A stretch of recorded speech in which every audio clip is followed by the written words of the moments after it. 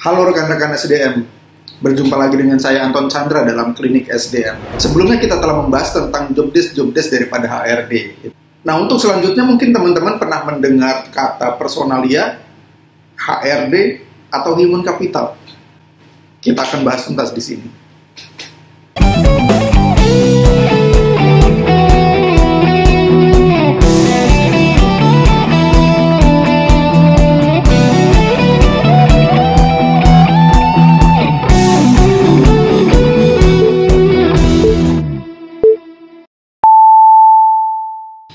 Kembali lagi dalam pembahasan personalia, HRD, dan human capital. Apa sih bedanya? Jadi antara personalia, HRD, atau human capital pada dasarnya tidak ada perbedaan. Semuanya adalah profesi atau posisi untuk mengelola sumber daya manusia dalam sebuah perusahaan. Proses pengembangan sebenarnya gitu. Nah, pengelolaan sumber daya manusia mengalami beberapa perkembangan. Dari awalnya pengelolaan SDM itu diawali dengan era kepersonaliaan. Mungkin kalau era kepersonaliaan lebih populer pada tahun era 60 sampai dengan 80-an, mungkin eranya divisi SDM itu disebutnya sebagai personalia. Kemudian di tahun 90-an ada transisi dari personalia kepada human resource atau disebut dengan HRD, D-nya itu departemen. Jadi human resource department. Jadi dibentuk sebuah departemen gitu. Nah, dan di era saat ini, khususnya di era industri 4.0 saat ini, mungkin di tahun 2010-an ke sini ya, 2010, 2020 sampai dengan sekarang, berkembang lagi pengelolaan sumber daya manusianya. Saat ini disebut dengan human capital. Bukan saat ini ya, karena memang istilah personalia dan HRD juga sampai saat ini juga masih dipakai gitu ya. Kalau pertanyaannya adalah, lalu bedanya apa sih? Gitu. Kalau memang sama-sama mengurusi SDM, kenapa harus dibeda-bedain? Pertama yaitu tentang personalia ya. Nah, dalam era kepersonaliaan, paham ini adalah basis di awal eranya human relation gitu. Di awal mulanya pengelolaan sumber daya manusia gitu. Pada waktu itu muncul kebutuhan tentang adanya sebuah bagian khusus yang melayani untuk kebutuhan tenaga kerja gitu, yang tentunya pada saat itu mulai membludak berdirinya perusahaan-perusahaan gitu di era pembangunan lah ya gitu. Jadi masing-masing perusahaan itu mulai memikirkan harus ada nih satu divisi yang mengurusi sumber daya manusia. Makanya muncullah personalia gitu. Di situ dalam era kepersonaliaan lebih kepada kepengurusan tentang soal gaji, cuti, absensi, dan kegiatan-kegiatan administratif karyawan lainnya gitu. Makanya pekerjaan personalia itu hingga saat ini, hingga sekarang adalah segala sesuatu yang bersifat administratif. Kemudian kita lanjut kepada HRD. Apa sih HRD itu? Seiring perkembangan zaman menuntut untuk adanya evolusi di bidang pengelolaan sumber daya manusia. Nah, ketika perusahaan melihat bahwa tenaga kerja itu bukan lagi sekedar beban, bukan lagi sekedar objek, gitu. Beban dalam artian mengeluarkan gaji, adanya kos yang harus dikeluarkan untuk karyawan itu gitu. Dan di era HRD, perusahaan itu melihat karyawan itu sebagai aset perusahaan gitu. Jadi ketika memang karyawan dianggap sebagai aset, mereka harus dipelihara dan harus dirawat sama seperti aset-aset yang lain kayak mesin segala macam, kan harus dijaga, harus dirawat. Begitupun juga dengan karyawan gitu. Jadi di eranya HRD ini memposisikan karyawan sebagai aset perusahaan gitu yang harus dipelihara dan dijaga sehingga tahan lama gitu ya. Dan bisa berkontribusi buat perusahaan tentunya. Nah, jika personalia percaya bahwa gaji adalah faktor utama yang memotivasi karyawan, maka untuk HRD itu beda lagi. HRD menganggap bahwa banyak variabel yang berpengaruh terhadap kinerja karyawan. Misalnya aktualisasi diri, penghargaan, love and belonging, lingkungan kerja dan lain sebagainya. Jadi banyak faktor yang mempengaruhi. Kalau misalkan di personalia hanya menganggap yang berpengaruh terhadap kinerja itu hanya sebagai gaji aja. Gajinya gede ya kinerjanya akan baik. Tapi tidak dengan eranya HRD. HRD menganggap bahwa banyak faktor yang mempengaruhi kinerja karyawan itu sendiri. Nah, maka dalam era HRD, di samping mengurusi soal administratif, pekerjaan HRD lebih berpusat pada pengembangan diri karyawan. Karena menganggap karyawan itu bukan hanya objek yang statis, tapi karyawan bisa memberikan kontribusi kalau misalkan dikelola dengan baik. Maka dari itu muncullah sub-divisi HRD lainnya yang sebelumnya mungkin saya sempat bahas satu persatu gitu. Seperti contohnya training karyawan, muncullah satu divisi training karyawan yang fokus untuk mengurusi pelatihan karyawan. Kemudian strategi compensation and benefit. Jadi yang sebelumnya itu daerah kepersonalian itu hanya ya udah gaji gelondongan aja. Tapi kalau yang di sini ada strateginya, strategi kompensasi dan strategi benefit yang baik itu seperti apa gitu. Kemudian ada industrial relation, penilaian kerja dan lain sebagainya. Jadi lebih daripada kotak-kotakan dengan tujuan untuk lebih fokus lagi dalam pengelolaan sumber daya manusianya gitu. Nah, kemudian bergeser lagi.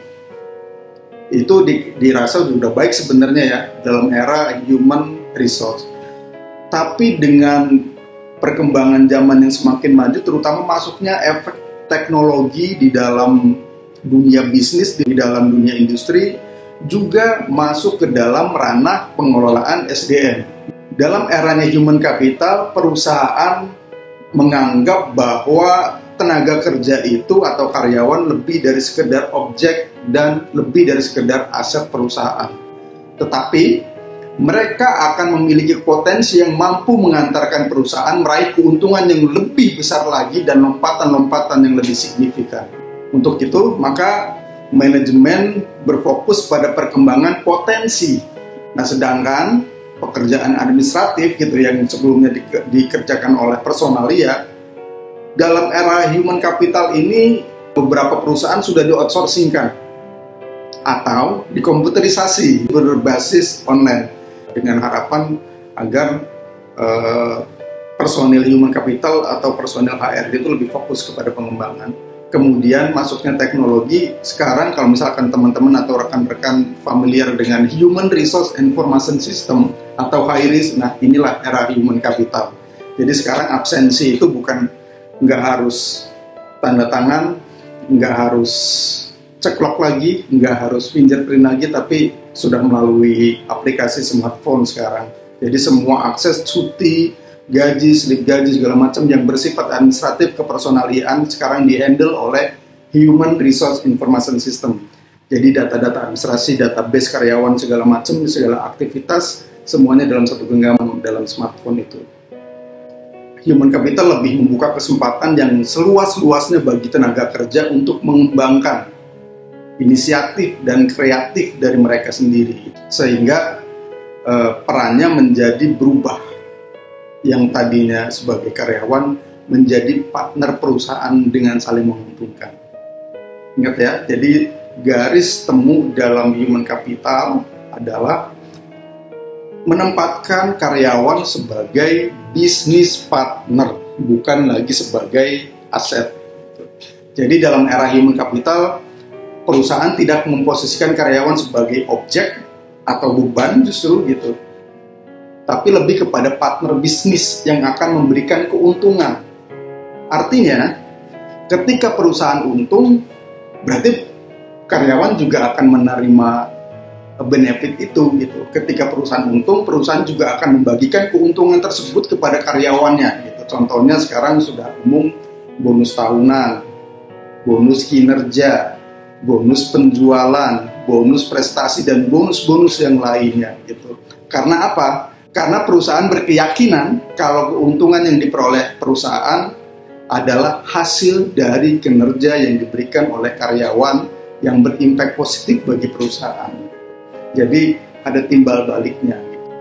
pelatihan, misalkan pelatihan yang diadakan oleh perusahaan, pendidikan yang difasilitasi perusahaan dengan budget-budgetnya perusahaan, itu perusahaan sudah mulai nggak peduli dalam era human capital ini. Karena apa? Karena itu bukan sebuah cost. Tapi perusahaan menganggap biaya atau budget pelatihan, pendidikan, dan sebagainya itu sebagai investasi perusahaan di bidang SDM. Kalau misalkan saya simpulkan gitu, dalam era kepersonaliaan, posisikan karyawan itu sebagai objek. Ingat ya, sebagai objek. Sehingga bagian dari beban atau kos perusahaan gitu.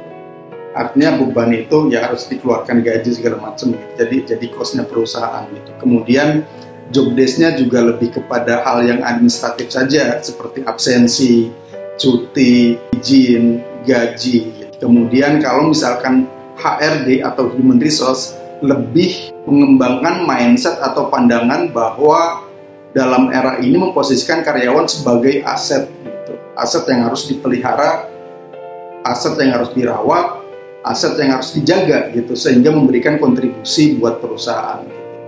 Nah, untuk menjaga aset-aset itu maka lahirlah subdivisi HRD itu.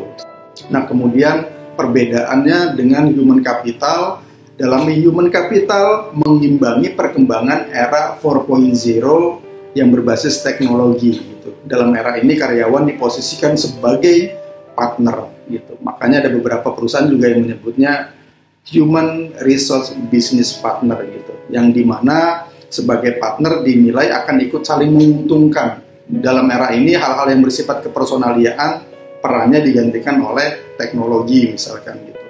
Sehingga human capital lebih fokus lagi terhadap pengembangan karyawan sebagai bisnis partner perusahaan gitu. Pertanyaannya adalah, loh, kenapa kok di sebuah perusahaan beda-beda gitu?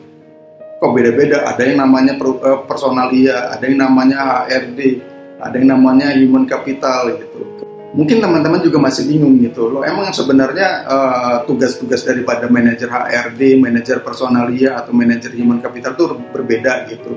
Loh kok di tempat saya misalkan ya, loh kok di tempat saya personalia masih mengurusi hal-hal yang bersifat strategik, misalkan mengurusi development, mengurusi gap analis, mengurusi penilaian kinerja gitu, mengurusi strategic partner misalkan gitu.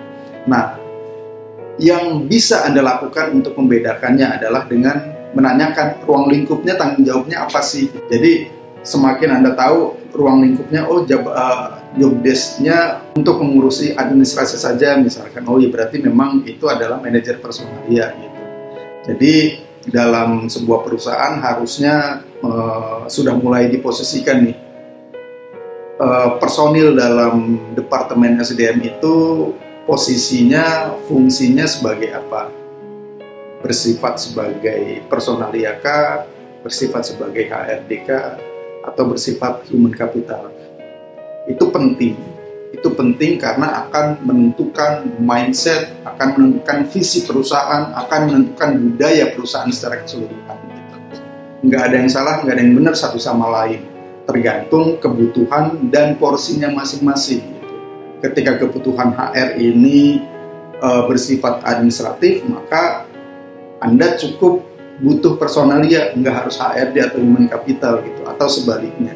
Jadi itu saja mungkin ulasan dari saya tentang personalia, HRD, dan human capital. Mungkin teman-teman juga punya persepsi lain, ya silakan komen di bawah ini. Kira-kira bagaimana di perusahaan Anda? Gitu.